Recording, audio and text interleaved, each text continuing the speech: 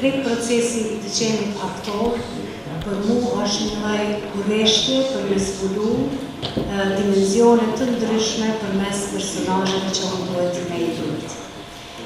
Një thanje shqipër shumë e bukur, po t'jesh një kuc të mija.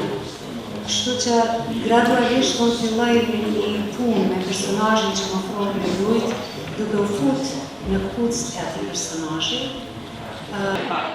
Jam marrë këtu në vitin 81 edhe si antropologe, kam studiu një 4 vjet, gjatë ato vite kam vujt me shqiptarët që keni vujt në ato vite, tani jam marrë vetë me djallin tem, në vitin 9 kam punu dima humanitare me komunën e Vitisë. Ajo që unë mësova në fakt gjatë procesit dhe gjatë këtyre viteve punës është teatri ka rol transformues për vetë persona që janë brenda shfaqjes, që e krijojnë ekipin që e krijon shfaqjen dhe për publikun. Dhe ky rol transformues ndonjëherë mund të jetë pozitiv, mund të jetë edhe negativ.